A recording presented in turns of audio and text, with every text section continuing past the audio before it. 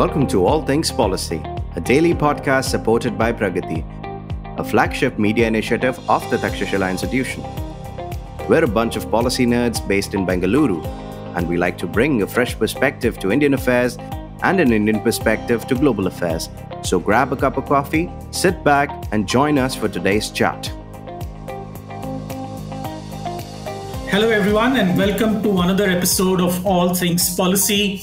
On January 17th, 2023, India's Ministry of Electronics and Information Technology proposed a draft rule that would require social media platforms to take down content that has been fact-checked, quote unquote, by the Press Information Bureau's fact-check unit as false. Rule 3, bracket 1, bracket B, bracket 5 of the amended version of the Information Technology in bracket Intermediary Guidelines and Digital Media Ethics Code rules of 2021 state that platforms shall make reasonable efforts to cause the user of its computer resource not to post content that has been identified as fake or false by the fact-check unit of the Press Information Bureau of the Ministry of Information and Broadcasting.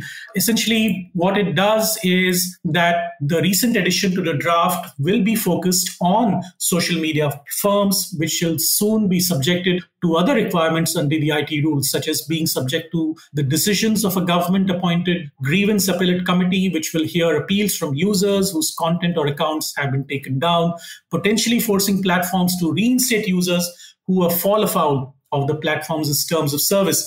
This, of course, has come under severe criticism from the Indian media in general and social media users and platforms in particular. They say that under the garb of checking facts, the government is trying to censor or muzzle the country's free press by allowing only its version of events to be branded as the truth. The PIB, after all, is an arm of the central government. Today, I have with me Jency Jacob, Managing Director of India's first fact-checking newsroom, Boom Live, to discuss just this. What are the implications of a rule where the government or a government agency becomes a final arbiter of the ultimate truth?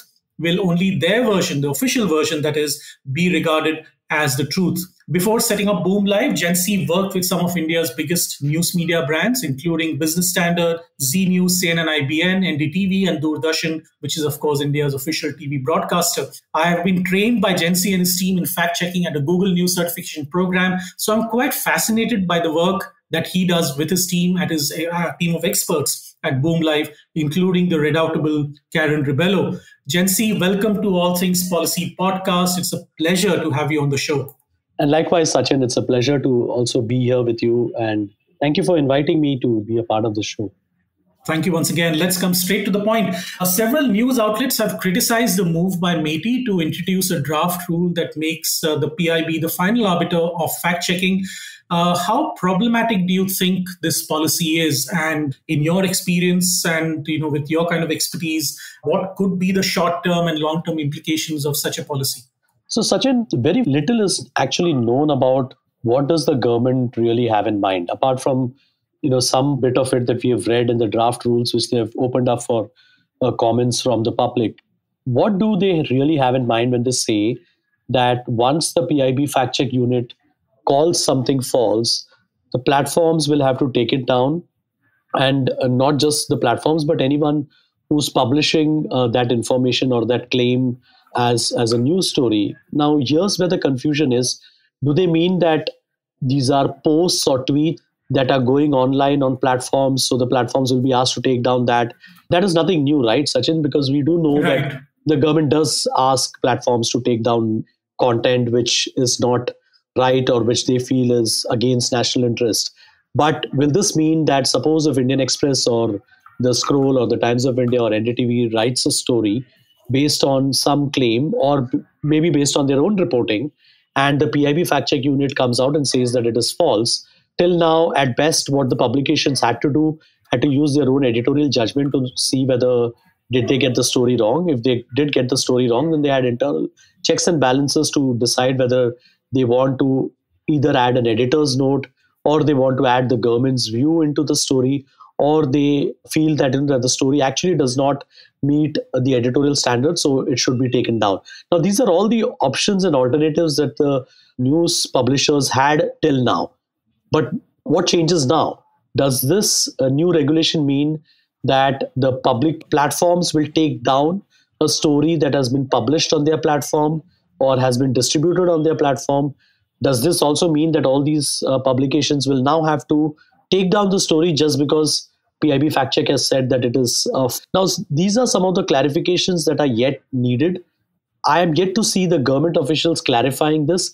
I did see some report where some government official has said that there is no need to worry because nothing has changed.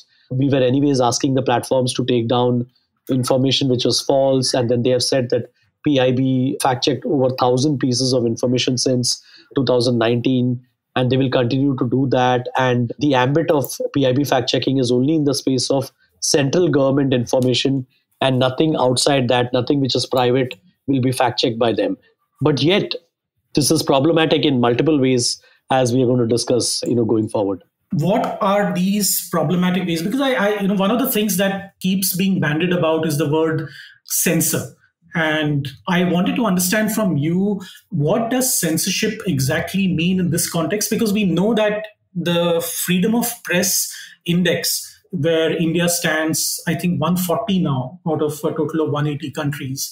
Clearly, freedom of press is not looked upon very positively outside of India when you look at the Indian media as in general. So how do you think this kind of, reconciles with that image that India has?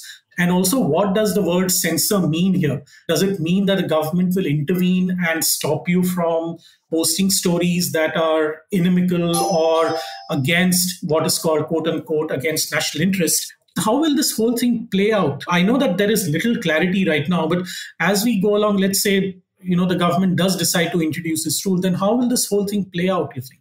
Sachin, considering that I wear the hat of a fact checker, anything that I say will be a little bit in the realm of speculation. But, let me take the liberty today to do that. Even if we go through the history of, the tension that governments or political parties and the media has always had in India, and not just in India, but around the world, the possibility of censorship is nothing new. Going back to the dark days of emergency or even otherwise various points of time that different governments would have taken, and the pushback that journalists and editors in the olden times and also even in the modern times have put forward. And we have always put up a fight in some way or the other. We can always say that times today are bad, and we are seeing that more and more journalists are succumbing to the pressures that the central government or political parties are bringing on them, and not just probably at the center, but also in some of the states where there are other political parties in power as well. But let us come to the core of this issue. Let us describe the situation with an example. Tomorrow, for example, one of the publications decides to put out a story where there is an interministerial discussion happening about some very volatile policy move. And what happens is that the publication has taken a lot of pain to report the story fairly. Also mentioned in the story that this is an interministerial discussion and no final decision has been taken. Now, suppose that PIB fact-checking in its unit, in its wisdom, decides that, or the government asks them to put out a release saying that this is false. Now, what does this mean? Does this mean that the platforms will take down the story, or the news publishers would be asked to take down the story only because PIB fact-check as unit has called it false? Now, what is false in this? Is it false that probably the documents that the reporters are referring to do not exist, or that the file notings that the reporters might have seen due to which they have written the story is completely fabricated? Is that the reason why they are saying it is false, or they are just saying that it is false because the government wants to deny it? Now, this is going to be problematic because the people or the citizens or the readers in this country do have a right to know what are the discussions that are happening. One can always argue that why not report the story once it has been announced? But then journalism doesn't ever function like that. Journalism always functions in the realm of scoops and exclusives and the fact that, who gets the information first and wants to publish it. That's the nature of journalism, not just in India, but, across democracies around the world. And of course, journalists are expected to do the due diligence before they publish anything. Yes, and that's why you have editorial teams and you have editors sitting at the top, right? They are supposed to ask all these hard questions. They're supposed to ask who are the sources. Often I feel that the layman don't really understand always. Sometimes when I speak to my friends, they don't really understand the process of writing a story. They feel, that some reporter has picked up a story, gone ahead and published it. And I always take a lot of pain to explain to them the process behind it. Sometimes the story takes not just days, but weeks or months, to get it published because the editor is not happy with the final outcome. But, coming back to the example, does this mean that story will have to be taken down just because the final decision has not been taken? Or, the government figured that after the story was published, there's a huge pushback and it doesn't probably merit announcing that policy probably at that point of time, and they want to probably buy more time and see whether there is consensus being formed on this. Now, these are some of the real life situations that could emerge out of this. And, till the time that this happens and we know how this will function, we wouldn't know. But, everyone is referring to the story that News Laundry did about 2 years back in 2020, where they have given instances where PIB fact-checking has called stories done by reporters false and yet had no reason to do it because they did not have any evidence to show that it was false in the first place. It was just a pure denial by the government. And denials by the government are denials. And we can always take it and put it into the copy. And, there is a process, right? We always ask the government, yes. Reporters do reach out to the ministries, check with them whether, they are willing to give a quote, whether they are willing to confirm or deny. These are all part of the journalistic process and nothing changes. But when you give powers that should not be given to any government authority or government body, and there is no accountability for it, then there will be misuse, and that misuse will not be good, for the fourth estate, and that is something which is very well understood by all of us. Also, this brings us, this is purely is a very subjective thing, isn't it? Because truth is never final. We can talk about the philosophical, ramifications of what truth is and what the ultimate truth is. But the fact is that, like a Rashomon kind of situation where there is one incident and there are four versions of the truth. Even here, things will be subjective. The fact that, just like as you pointed out, in a story where, let's say, a news media outlet says that these documents were being discussed in a top-level meeting in the government, and the government will deny the story. Does this mean that the meeting did not happen, or were the documents not present, or like you said, the file notings did not happen, or did the bureaucrats not discuss a particular aspect of those documents? So you can deny or call it false at multiple levels, and each of those levels will be subjective and could be determined by an individual. Just like a police inspector in a police station can, put in any kind of IPC depending on, what his whim and fancy on that particular day is. And this is a real danger, isn't it? Because then the news media outlet will be at the mercy of one particular individual in the PIB fact-check team. Yes, and you're giving powers that are way beyond any form of accountability. And who are these people? I have been asking this question since a long time. Who are the people who run PIB fact-check unit? We do know that they probably are officials who are connected to the INB ministry. What are their credentials? How are they deciding? What is the process? Like, for example, if you look at our processes are laid down on our site. We tell our readers how do we fact-check. In fact, one key principle of fact-checking, not just in India, but around the world, since we are signatories to the International Fact-Checking Network, is the fact that anyone reading our story should arrive at the same conclusion that the reporter has arrived at, when he or she was reporting the story and decided to write that fact-check. If the reader cannot reach the same conclusion, then that fact-check story is a faulty one. Now, these are the high standards that fact-checkers like us apply to ourselves. We don't put out secondary source information. We don't even put out sources. Most, I think, out of the 8,000 to 10,000 fact checks that we would have written, there may be like a few stories that we can count on our fingers, that we can say that probably we would have used some source because either it's a government official who said that he cannot come on record, or it's a police official who did not want to be on record. These are very, the stories would not even be in double digits, at best. So otherwise, we only use primary sources who go on record. Now, these are the high standards we subject ourselves to. But what are the standards that PIB fact-checking unit is following? Let me also, crystal gaze, how does a PIB fact-check unit work? There is a story that is out there, and they have to deny it, or they have to issue a denial, because by default, you will never see PIB fact-check unit confirming any story. They're only denying stories. So there is no story which is true. There is always the story is false or the story is misleading. Now, what happens? Suppose if it is a story by related, to the Home Ministry, what happens here? Clearly, they don't have access to Amit Shah because Amit Shah is way above their pay grade. So they are getting in touch with the Home Secretary, or they're getting in touch with probably some of the additional secretaries or undersecretaries or whoever those officials are. I'm not very well aware of that. So they might be getting in touch with someone from the Home Ministry. And the official on the other side, and I'm assuming this is all happening over the phone, says that, please issue a denial, the story is not true. If it is a boom reporter on the other side, the boom reporter will actually question.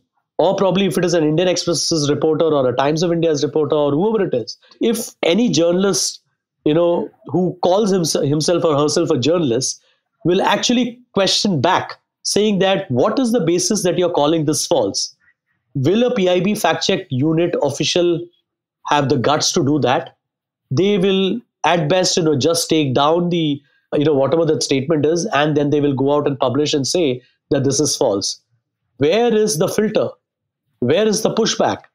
And this is why there is a problem, because you cannot expect, and why the government is expecting a PIB fact-check unit to do the job of a journalist, whose job is actually to question, to cross-question, to examine whether the denial is true or not, what weightage it has to be given in a story. These are the questions of journalism that only journalists can answer, and only journalists should be allowed to to process.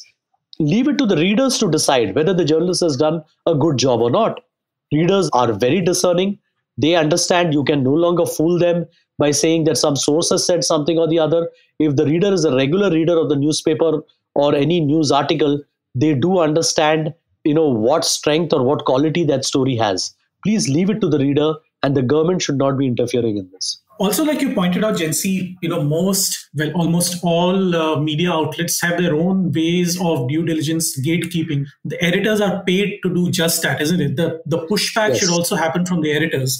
And the editors must question the reporter, and the reporter must question the source, the primary or the secondary source, whatever the case may be, so that the accurate information is passed on to the reader. Now, in this particular case, because the PIB fact-check team may not have the quote-unquote power to question the secretaries in whatever ministry that they are in contact with, they may not have the accurate information. Also, that information may come from a person who may not even have the power to make that decision.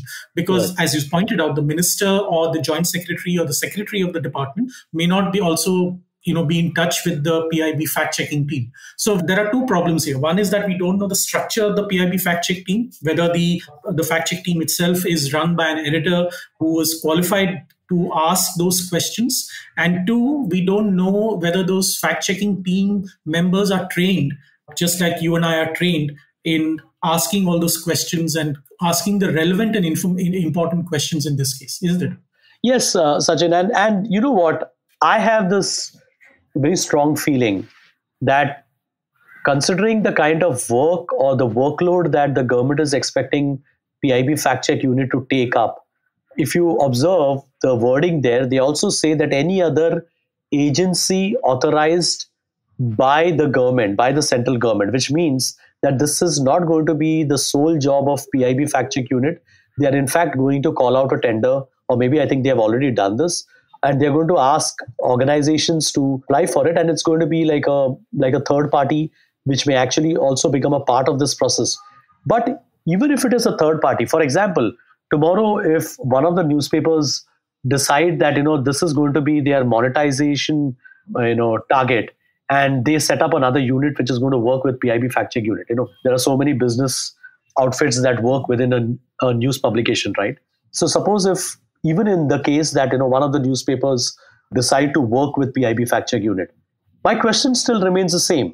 Even if they probably set up some set of journalists or former journalists in this process to work with PIB fact check unit to issue denials or to call verify stories and call it false, the process doesn't change, because even if they are so-called journalists who become part of the process, they will have no moral right, or they will not even have the right to question a government official and ask them that if they are calling it false, on what basis are they calling it false. So it Yes, doesn't because in work this at case, all. they are collaborators and partners, right? Because Yes. because they have signed a tender with the government. Yeah. And there's a conflict of interest. There's a clear conflict of interest because it's a business proposition. You are running a project for the government.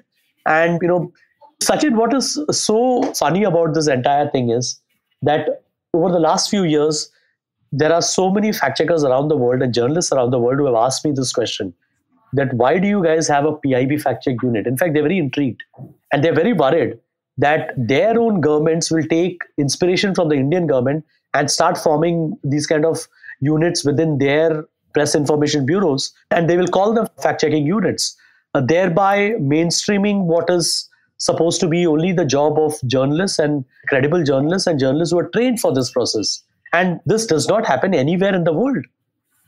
Around the world, even in whether it's a strong democracy, weak democracy, or even dictators who work, who do not care for the freedom of the press, they have publicity departments, and the job of the publicity department is exactly what the Press Information Bureau in its old form was, to issue press releases and to issue denials and to issue clarifications.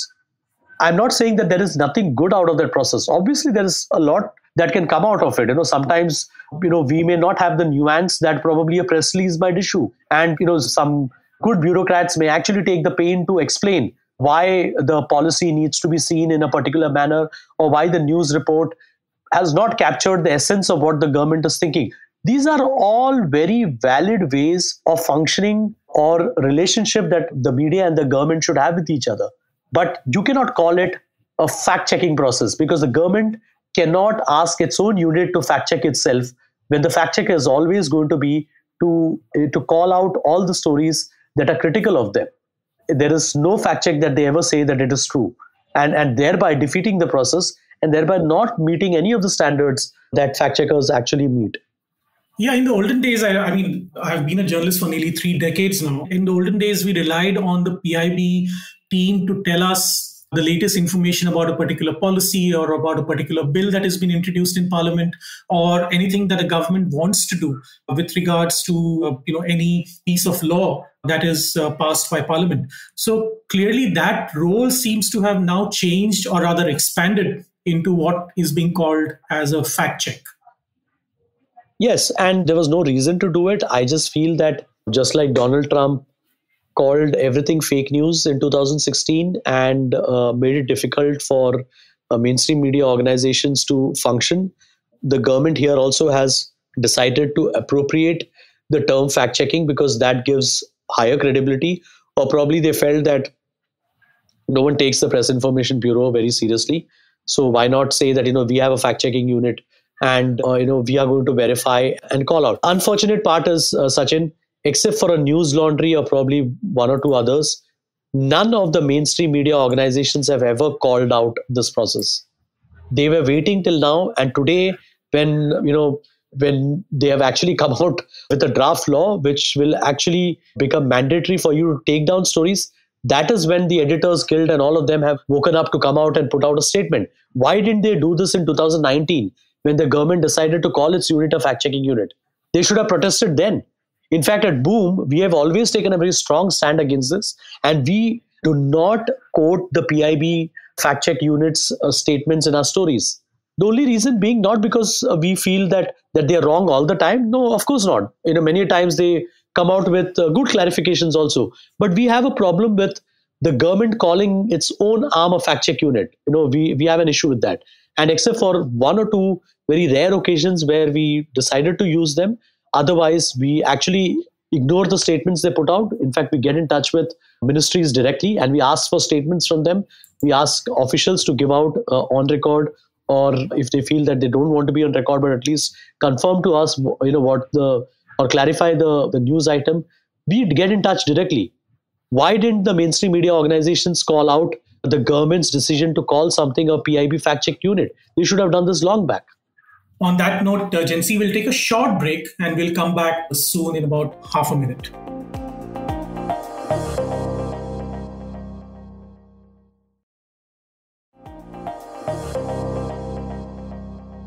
Jency, I want to take up from what you said about the role of the mainstream news media that itself has been questioned by a lot of independent outlets. Like you pointed out, News Laundry has been calling out, Boom Live has been calling out, but very few mainstream media outlets have not called out the PIB. Not because, as you pointed out, not because they are always wrong. It is only because there's obvious conflict of interest, because the government cannot fact check itself. It needs an independent third party who's completely independent of the government to do something like this. So where do you think things went wrong, or where do you think mainstream media outlets have not been able to do this? Is it because of revenue pressures? Because a lot of media outlets do depend on government advertising for their survival. Or is it that the media itself has been found wanting in terms of questioning the government at the right point of time? Sachin, you've spent more time than me in newspaper organizations, so I think you're the best person to answer that. Sometimes, we may want to actually ascribe conspiracy theories, but I'm not going to do that. I do feel that, newspapers do have very good editors. They have very good journalists. And these are journalists and editors who have done a good job in holding the government accountable, in holding those who are in power accountable. But yes, it has become extremely difficult in the last few years to question the government or question anything that this government does. While they may always say that, that they welcome criticism, but that's paying lip service, right? We all know that. Now, why did they ignore PIB fact check unit? I think probably because they never thought that the government will ever do something like this. It may be carelessness, though we always feared that something is coming up, because the government, in its own wisdom, decided to call their own unit fact check unit. It was not just by chance. There was clearly a design. Someone was thinking far ahead, more than what many of us would have anticipated it. Now, why don't they call them out? Maybe it is because they've ignored, just like they ignored social media many years back and the claims that were coming up on social media. I have always said this, and in my presentation, Sachin, which you would have seen in the past as well, that the reason why the BJP and the AAP, the Aam Aadmi Party, and several other parties managed to create such strong narratives on social media is because the mainstream media completely ignored social media. And by the time it became 2015-16, viral misinformation and disinformation became such a problematic exercise that fact checkers like us or journalists like us had to come and start an entire process of journalism called fact checking and say that, that this is how we are going to call out social media posts, and we are going to look at social media posts. I think the same has happened with PIB fact check unit as well, where mainstream media journalists did not think that it is important to call this out, or probably there were other pressures at work, or they felt, that why mess with the government unnecessarily, because, they also had to get in touch with the PIB for various statements and various other clarifications. I don't know, Sachin, there could be multiple reasons for this. Whatever said and done, we are now staring at a situation where, we have already crossed that time when we could have done something. Rarely do you find the government coming out with a draft policy for comments and then going back on it. At least this government doesn't do it.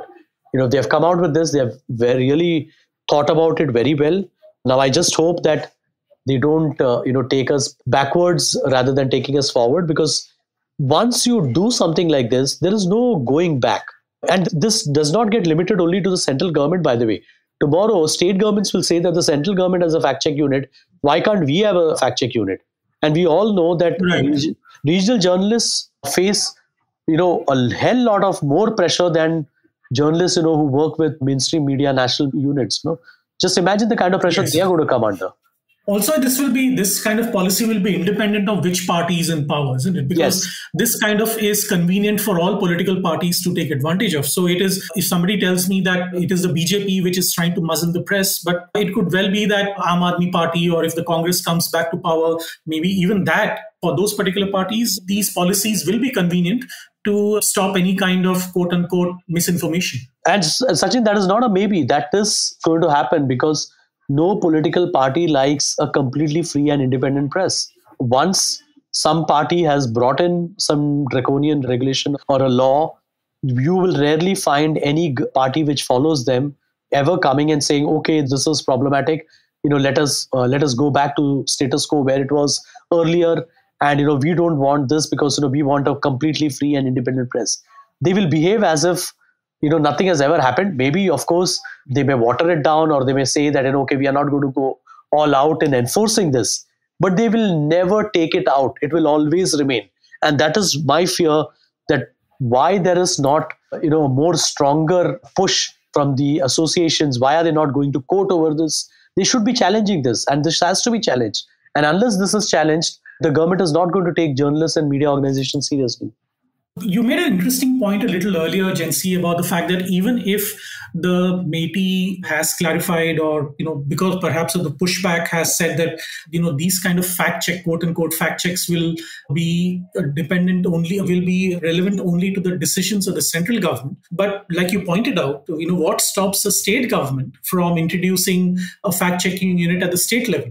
Because they have their own DGI PRs, at the state level, and they can perhaps use the same thing, do it for regional language media, so that they have greater control over, what is being broadcast, not only in television, but also in the newspapers or on websites. And this could be a, vicious circle that never comes to an end. Yes, and it will not come to an end, and it will result in more self-censorship. The other day someone was asking me, so what, if PIB fact check unit is being given those powers, why should it bother you? It does bother me, because what will happen is that if you are coming under pressure every time PIB fact check unit calls out your story false, and you have to take down stories, and we all know, Sachin, you have been an editor in your previous role, anytime you have to take down a story, it is like, piercing a dagger into your heart, because we don't like taking down stories, because it just goes on to show that, that we probably didn't do our job properly, or the fact, that we have to take it down because there is some external pressure on us. Journalists and editors don't like taking down stories. But what will happen because of this process is that we will start self-censoring ourselves. And at the state level and at the regional reporting level, this will become even more stark, because editors will start saying that, have you got your story right? Do you have all the information right?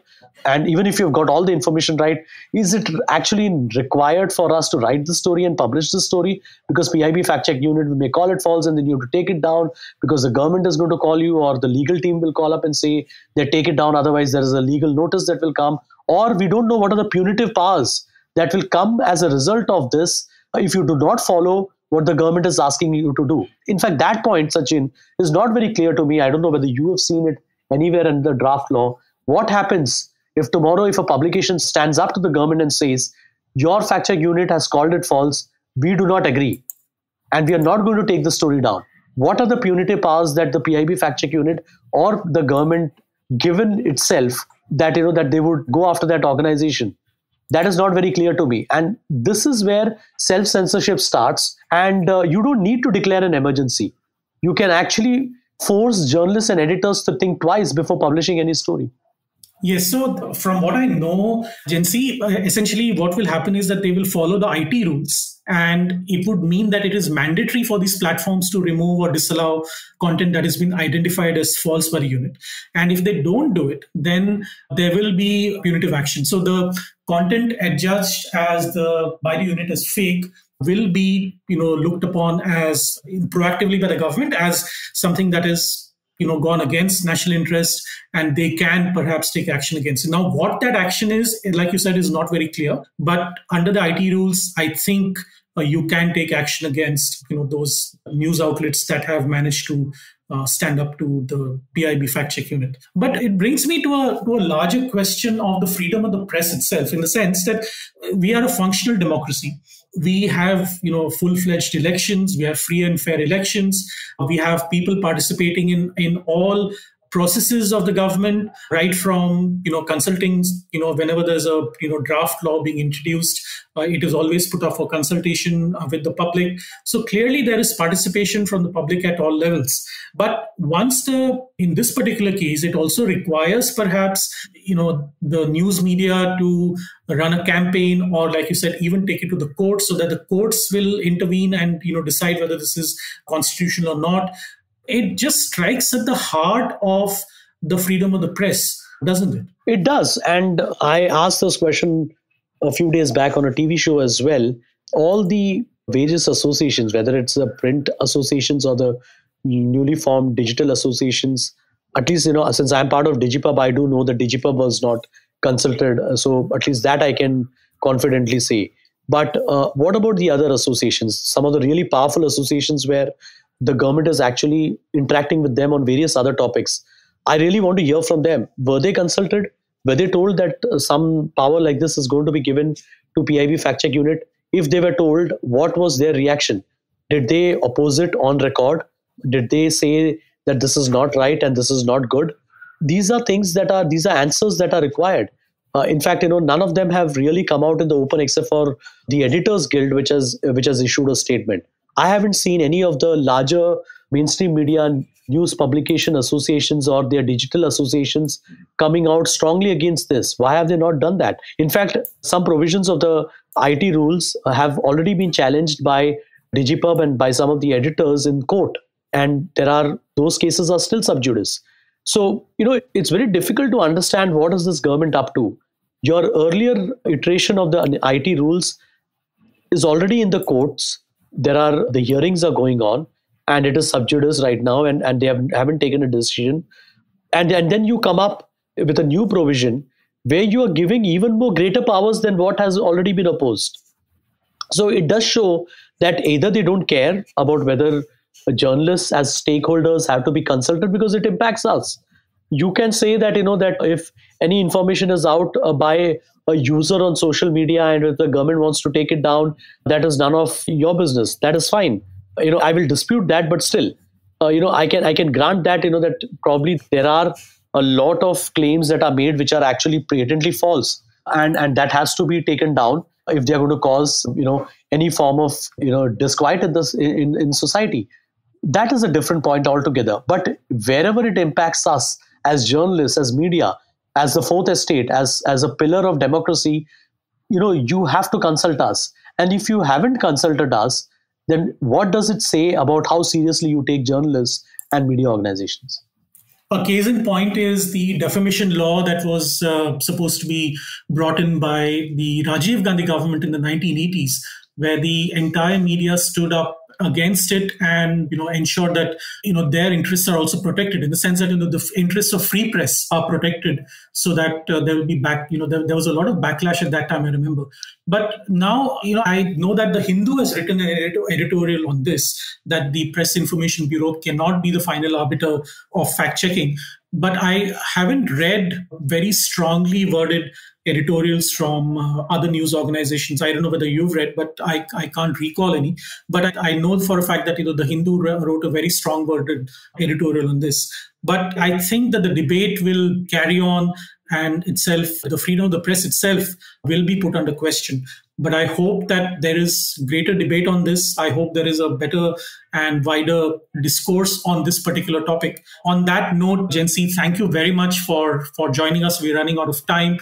Thank you very much for joining us at the All Things Policy podcast with Takshashila Institution. I wish your enterprise Boom Live, not only India now, but also Myanmar and Bangladesh, to do very well in the future. Thank you once again. Thank you, Sachin. And it was a pleasure talking to you. And let's hope for the best, that comes out of this.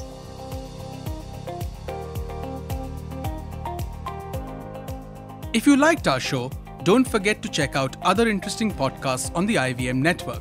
You can tune into them on the IVM Podcast app, ivmpodcast.com, or wherever you listen to your podcasts. You can also follow IVM on social media. The handle is @IVM Podcasts on Twitter, Facebook, and Instagram. And hey, if you'd like to dive into Takshashila's research on technology, strategy, and economic affairs, check us out at our Twitter handle @TakshashilaINST or our website takshashila.org.in.